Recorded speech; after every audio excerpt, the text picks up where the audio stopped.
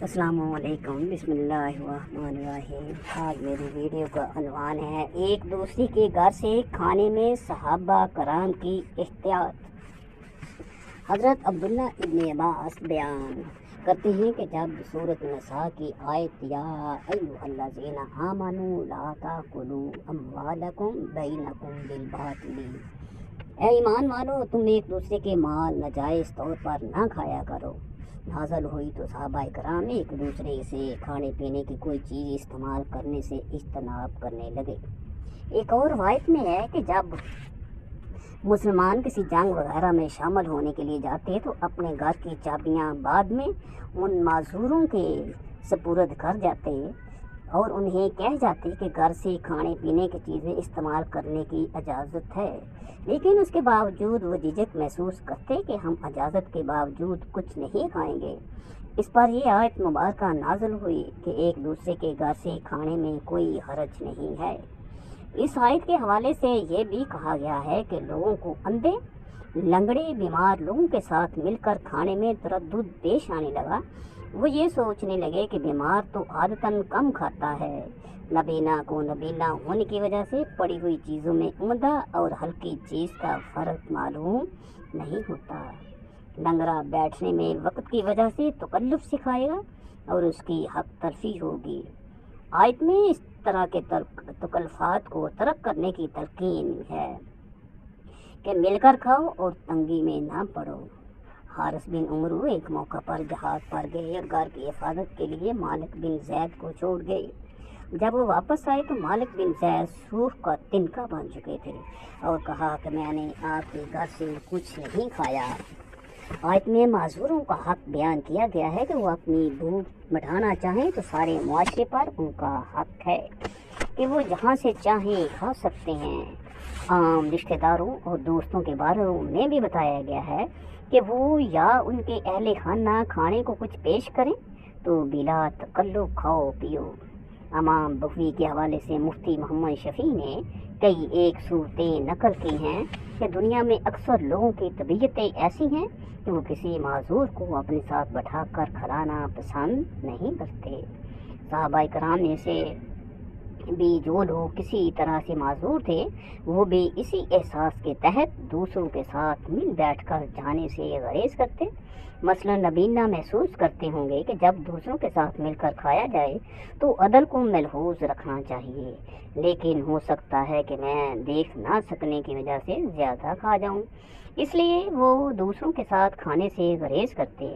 اس طرح لنگڑے حضرات محسوس کرتے ہیں کہ میں بیٹھتے وقت زیادہ جگہ گھیر لوں گا، دوسروں کو تنگی ہوگی اور وہ برا محسوس کریں گے۔ اس طرح کی سوچ کے پس منظر یہ بات سمجھائی گئی کہ ان چھوٹی چھوٹی باتوں اور ناروا پیچیدگیوں میں نہ پڑیں، اس سے معاشرے میں تنگیاں پیدا ہوتی ہیں۔ ایک دوسرے کے ہاں سے کھانے سے محبت بڑھتی ہے۔ ایک دوسرے کے ہاں سے کھانا پینا باہمی محبت بڑھانے اور معاشرتی روابط قائم کرنے میں بہت بنیادی کردار ادا کرتا ہے۔ آیت میں بے جا تکلف سے رکنے کا حکم ہے کہ اس سے ماحول میں غیریت اور اجنبیت، کھچاؤ اور روکھا پن پیدا ہوتا ہے کہ ہم خواہ مخواہ تکلف کرتے ہوئے کسی کے گھر سے ضرورت کے باوجود کچھ نہ کھائیں۔ عربوں کی روایت، عربوں کے ہاں یہ عام رواج ہے اور روایت تھی کہ ان کے گھروں میں ان کے قریبی رشتہ دار آتے اور کھاتے پیتے اور اہل خانہ اسے محسوس کرنے کے بجائے اس پر خوش ہوتے، بلکہ اگر ان کا کوئی عزیز اپنے ساتھ کسی معذور، کسی ملازم، کسی دوست کو بھی لے آتے تو وہ مزید خوش ہوتے۔ لیکن اگر کسی علاقے میں اس طرح کی روایت نہ ہو تو ہمیں بھی خواہ مخواہ مان نہ مان میں تیرا مہمان کی صورت پیدا نہیں کر لینی چاہیے۔ اس کے برا منانے کے باوجود ہم اس کے گھر سے خواہ مخواہ کھانے پینے لگ جائیں۔ اگر واضح طور پر اجازت موجود نہ ہو یا عرف و عادت سے یہ بات ثابت نہ ہو کہ گھر والے محسوس نہیں کریں گے تو ایسی صورت میں کھانے پینے میں بے تکلف ہونا جائز نہیں۔ ایسی بے تکلفی مزید معاشرتی کھچاؤ پیدا کر دیتی ہے۔ عربوں میں بھی बाज़ कबाइल ऐसे थे कि जो खाना खाते तो अलग अलग खाना लेकर बैठ जाते, मिलकर खाना मुनासिब न समझते। जैसे आज के हिंदू भी मिल बैठकर इकट्ठे खाना मायूब समझते हैं।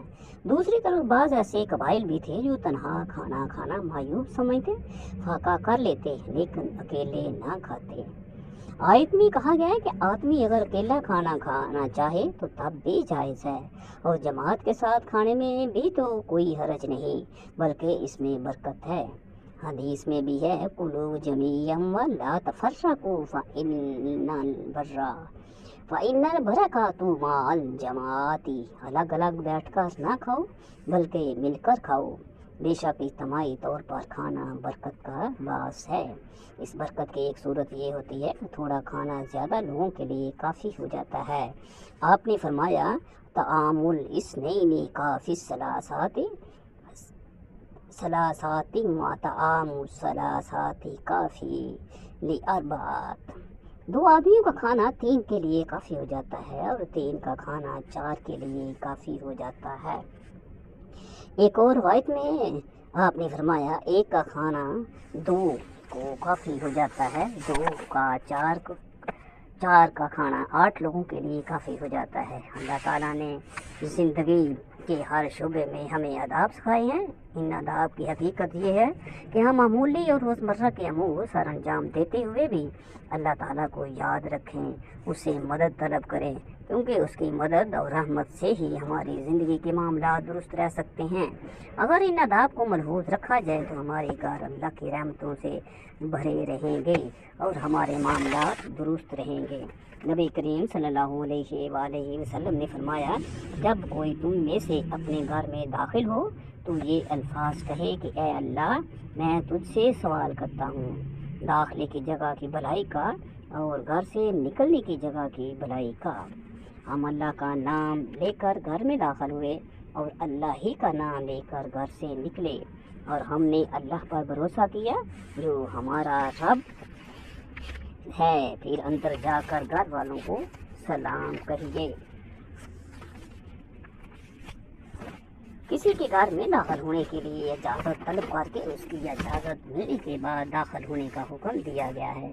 इसके लिए इजाज़त तलब करने की जगह सतानसू का लफ्ज़ इस्तेमाल हुआ है और मानूस करने के मायने अपने अंदर रखता है। दस्तानूस का मायने है अनस और उनकी रजामंदी मालूम करना।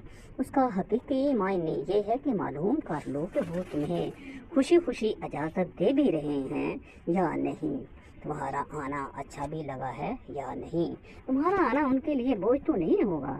इस लफ्ज़ के अंदर ये मफहूम भी शामिल है कि इजाज़त तलब करते हुए ऐसा अंदाज अपनाया जाए कि दरवाजे पर ठक ठक हाथ मारना शुरू ना कर दें। इसमें यह बात भी शामिल है कि बेवक़्त किसी के घर ना आदम के ये देख लिया जाए कि मेरे जाने से उसके आराम में खलल ना पड़े। इस्तेज़ान ऐसा मसला है जिसका किसी के हक़ में तख्लिया के साथ तल्लुक़ है। ये आदाब ज़िंदगी में से है। किसी के घर में दाखिल होने से कबल माकूल तरीके से इजाज़त ना ली जाए तो ये हकूक़ भी मुतासर होते हैं और ये बात शाइस्तगी के भी मुनाफी हैं। हम किसी मर्ज़ी और खुशी के बगैर खामखा उसके घर में आदम के तो वो मजबूरन हमारे साथ मुलाकात तो कर लेगा, लेकिन ये फेल उसकी तबीयत पर नागवार गुजरेगा तो उसका असर हमारे बाहमी तल्लुक़ात पर भी पड़ सकता है। बगैर इजाज़त अंदर दाखिल होने वाले की शख्सियत के बारे में मनफी तासुर से पैदा होता है कि उसे इतना भी सलीका नहीं कि किसी के घर में किस वक़्त और किस तरह जाया जाता है। किसी के दिल में दूसरे के बारे में मनफी तासुर पैदा हो जाना माशरती रिश्तों में कोई खुशगवार असर नहीं छोड़ता। घर की ख़वातीन अपने घर के कामों में मसरूफियत के दौरान बिन पर्दे का इस्तेमाल नहीं कर सकती। अगर उन्हें इस मौका पर भी पर्दे का पाबंद किया जाए तो ये उनके लिए बेजा बोझ होगा। इस तरह घर के अंदर मर्द भी बाज़ औक़ात अपने घरेलू और बेतकल्लुफ़ माहौल में होते हैं। इजाज़त तलब करने से ख़वातीन पर्दे का इस्तेमाल भी कर सकते हैं और मर्द भी मुहतात हो जाएंगे, लेकिन अगर बेतकल्लुफ़ी से घर में दाखिल हो जाएं तो उससे आने वाले को भी خفت کا سامنا کرنا پڑ سکتا ہے اور گھر والے کے لیے بھی بے عزتی کا سبب بن سکتا ہے۔ اس سلسلے میں ہمیں اجازت طلب کرنے کا جو طریقہ بتلایا گیا ہے وہ یہ ہے کہ کسی سے ملنے جائیں تو اس کے دروازے کے ایک طرف کھڑے ہو کر پہلے السلام علیکم کہا جائے، اس کے بعد اپنا نام اس انداز سے بیان کریں کہ گھر والے آپ کو پہچان لیں۔ السلام علیکم اسلامی شاعر میں سے ہے، گویا سب سے پہلے آپ اس کی سلامتی کے لیے دعا مستقبل جائیں۔ السلام علیکم کے بذات خود بہت سے معاشرتی فوائد ہیں۔ یہ لوگوں کے دلوں میں باہم محبت اور خیر سگالی کے جذبات پیدا کرنے کا ذریعہ ہے۔ حدیث میں اس بات کی وضاحت موجود ہے کہ ایسا نہ ہو کہ دروازے پر کھڑے ہو کر یہ کہنے لگو کہ میں آیا ہوں، گھر والوں کو کیا معلوم کہ میں سے کون مراد ہے، اس کی بجائے اپنی پہچان کروائی جائے۔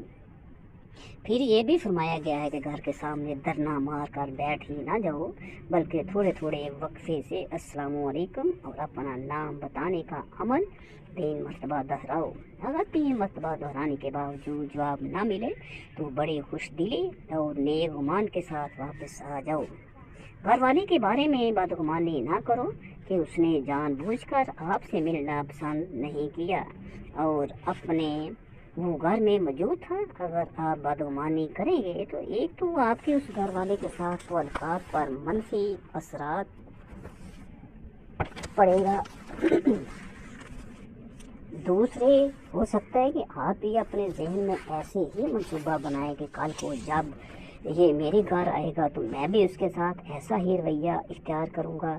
اگر اس طرح کا طرز عمل آگے چل پڑے تو افراد معاشرہ کے درمیان نفرتیں اور قدورتیں پیدا ہو جائیں گی، اور شیطان تو چاہتا ہے کہ لوگوں کے دلوں میں قدورتیں جڑ پکڑیں اور لوگوں کو لڑائے۔ دوسری اہل خانہ کو بھی ہدایت کی گئی ہے کہ وہ بھی آنے والے کا احترام کرے۔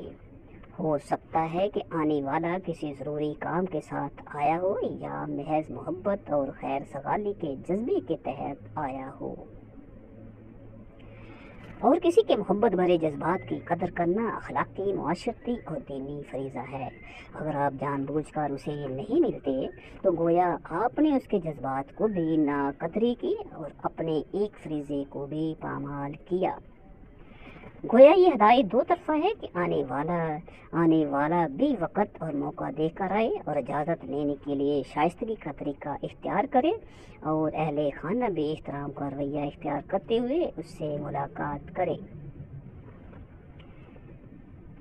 اس سے ملتے جلتے مسائل میں یہ بات شامل ہوگی کہ اگر کوئی کسی کو ٹیلی فون کرے تو ان اصولوں کو پیش نظر رکھے جو استئذان کے لیے دیے گئے ہیں، یعنی السلام علیکم کے بعد اپنا نام بتائے، وقت کا لحاظ رکھے، اس کے آرام کے اوقات، رات گئے عین دوپہر کے وقت، نماز کے اوقات، اس کے دفتر کے اوقات جبکہ وہ دفتر میں ہو اور اس کی اہل خانہ گھر میں ہو سکتا ہے کہ اس کے اہل خانہ کسی غیر مرد سے بات کرنا مناسب نہ سمجھتے ہوں، اس لیے گھر سے اس کی عدم موجودگی میں اس کے گھر میں فون نہ کیا جائے۔ گھر والے بھی اخلاقاً فون ضرور اٹھائیں، اور پر گھنٹیوں کی ایک معقول تعداد کے بعد بھی کوئی فون نہ اٹھائے تو فون کرنے والے کا بھی فریضہ ہے کہ وہ گھنٹی پہ گھنٹی نہ بجاتا چلا جائے بلکہ وقتی طور پر فون رکھ دے۔ اسی طرح کا معاملہ گھر کی گھنٹی کے ساتھ ہے۔ اگر 3 مرتبہ وقفے سے گھنٹی دینے کے باوجود اندر سے کوئی جواب نہیں آتا، بڑی وسعت کی قلبی کے ساتھ واپس ہو جانا چاہیے۔ اجازت طلب کرنے کے انہی اصولوں سے فون پر لوگوں کو بے وقت تنگ کرنے کے بارے میں ہم قیاس کر سکتے ہیں کہ جس دین نے جائز کاموں کے کرنے کے طریقے بتلائے ہیں کہ ان کاموں میں بھی آداب کا لحاظ رکھا جائے۔ غیر اخلاقی انداز اپنانے کی اجازت کیسے دے سکتا ہے؟ معاشرتی زندگی میں الزام تراشی ایسی چیز ہے جو معاشرتی اور ذہنی سکون کا خاتمہ کر دیتی ہے۔ اسی سے بغض، عداوت کو ہوا ملتی ہے، نفرتیں پیدا ہوتی ہیں۔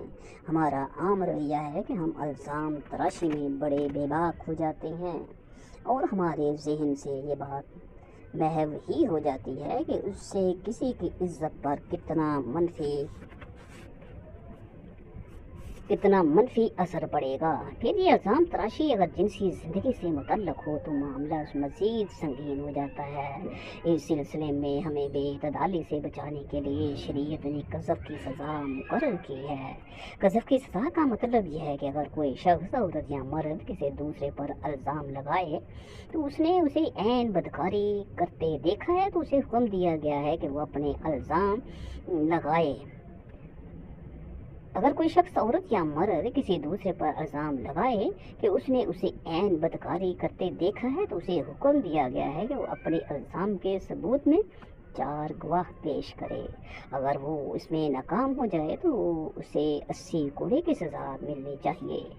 اس کی حکمت یہ ہے کہ اسلام نہیں چاہتا کہ جنسی زندگی اور بے حیائی کی گفتگو لوگوں کی محفلوں کا موضوع ہے یا بنے۔ لوگ مزے لے لے کر دوسروں کی جنسی زندگی کو موضوع بحث بنائیں، اس بات کی پرواہ کیے بغیر ان کی تھوڑی سی زبان ہلانے سے دوسروں کی عزت آبرو پر کس قدر برے اثرات پڑیں گے اور اس کی ذات اور اس کا خاندان کس طرح بدنام ہوگا۔ اسلام اس بات کی اجازت نہیں دیتا کہ بدکماش لوگوں کی ناپسندیدہ حرکتوں کا علم ان مجلسوں کے ذریعے ان لوگوں تک پہنچے جو اسے قبل ان بری عادت سے آگاہ نہیں تھے۔ اس طرح کی مجلسوں کی وجہ سے بدکماش لوگوں کے اڈوں کی بھی دوسروں کو خبر ہو جاتی ہے۔ اسلام کا طریقہ کار یہ ہے کہ اگر کسی نے اس طرح کا جرم کے ارتکاب ہوتے دیکھا تو وہ مجلسوں اور گلی محلوں میں اس کی تشہیر کرنے کے بجائے متعلقہ جگہ پر اس کا ثبوت اور گواہی پیش کرے۔ اول تو اسے چاہیے کہ اگر اس نے جنسی فعل سرزد ہوتے دیکھا تو خاموشی اختیار کرے۔ گندگی اگر ایک جگہ پڑی ہے تو اسے وہیں پڑا رہنے دے، اس کا چرچا کیا جائے گا۔ یہ ایسا ہی ہے جیسے ایک جگہ پڑی گندگی کو جگہ جگہ بکھیرنا۔ حسن معاشرت کے حوالے سے اسلام نے بہت سی ہدایات دی اور عرب معاشرے میں رائج کی ایک روایت کی اصلاح کی۔ ایک دوسرے کے ہاں سے کھانے پینے سے باہم محبت پیدا ہوتی ہے، اور اگر کسی کے ہاں جائیں اور وہاں ضیافت کے طور پر کوئی چیز پیش کی جائے اور ہم محض تکلف کے طور پر کوئی چیز کھانے سے اجتناب کریں تو اسے افراد کے درمیان کھچاؤ اور اجنبیت پیدا ہوتی ہے۔ حضرت عائشہ صدیقہ فرماتی ہیں کہ جب رسول اللہ صلی اللہ علیہ وسلم کے ساتھ صحابہ اکرام کسی جنگ وغیرہ جاتے تو وہ جاتی دفعہ اپنے کسی عزیز کو اپنے گھر کی چابیاں دے جاتے، ساتھ ہی کہہ جاتے کہ گھر کی اشیاء میں سے اگر آپ کو کسی چیز کی ضرورت ہو تو آپ استعمال کر سکتے ہیں۔ لیکن وہ شخص اپنے آپ کو گھر کا امین سمجھتے ہوئے کوئی چیز نہ کھاتے، بلکہ ایسی روایات ملتی ہیں کہ جب صاحب خانہ واپس آئے تو افاظت کرنے والے صاحب بہت نحیف اور لاغر ہو چکے تھے۔ وجہ یہ تھی کہ اس دوران کھانے پینے سے اجتناب کیا۔ یہ اجتناب محض اس مفروضے کے تحت کیا کہ گھر والے نے کھانے پینے کی اشیاء استعمال کرنے کی اجازت محض تکلف کے طور پر دی تھی۔ اس بنا پر انہوں نے گھر کی کوئی چیز استعمال نہیں کی۔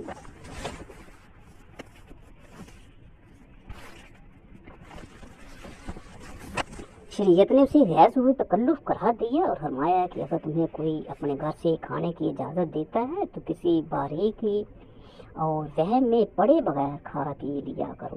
ایک دوسرے کے ہاں سے کھانے پینے سے باہم محبت بڑھتی ہے، لیکن عرب اس سلسلے میں بڑے تکلفات کا شکار تھے۔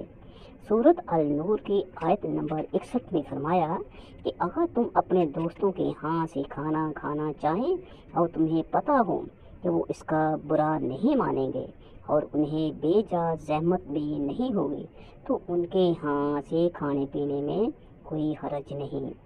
حضرت عبداللہ ابن عباس فرماتے ہیں جب قرآن مجید کی آیت اے ایمان والو تم ایک دوسرے کے مال باطل طریقے سے مت کھاؤ نازل ہوئی تو لوگ اس حد تک محتاط ہو گئے کہ انہوں نے ایک دوسرے کے ہاں سے کھانے پینے سے اجتناب کرنا شروع کر دیا۔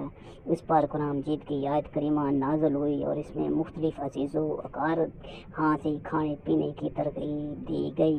عربوں کے بعض قبائل میں کھانے کی آداب کے حوالے سے یہ روایت تھی کہ جب تک کوئی ساتھ بیٹھ کر کھانے والا نہ ہوتا اس وقت تک کھانا نہ کھاتے، بلکہ اونٹ پر سوار ہو کر جاتے اور ساتھ بٹھا کر کھانے والا تلاش کر کے لاتے، اور جب تک کوئی بندہ نہ ملتا خود بھوکے ہی رہتے۔ سورۃ النور کی آیت نمبر 61 میں اکیلے کھانے یا مل جل کر کھانے کی اجازت دی گئی۔ فرمایا لیس علیکم جناح ان تاکلوا جمیعا او اشتاتا، تم مل کر کھایا کرو، تم مل کر کھاؤ یا اکیلے اکیلے کھاؤ، اس میں تم پر کوئی گناہ نہیں۔ لیکن شریعت اسلامیہ میں مل جل کر کھانے کی ترغیب دی گئی ہے، لیکن مل جل کر کھانا اس مبالغے کی حد تک نہیں کہ آدمی اپنے ساتھ بٹھا کر کھلانے کے لیے کسی کو تلاش کرنے نکل پڑے۔ ایک شخص نے رسول اللہ صلی اللہ علیہ وسلم کے سامنے شکایت کی کہ ہم کھاتے تو ہیں لیکن ہمیں آسودگی حاصل نہیں ہے۔ آپ نے فرمایا تم سب مل کر بسم اللہ پڑھ کر کھایا کرو، اللہ تعالیٰ تمہیں برکت دے گا۔ کلوا جمیعا ولا تفرقوا فإن البرکات مع الجماعت، مل کر کھاؤ، تنہا نہ کھاؤ، برکت مل بیٹھ کر کھانے میں ہے۔ آمین ثم آمین۔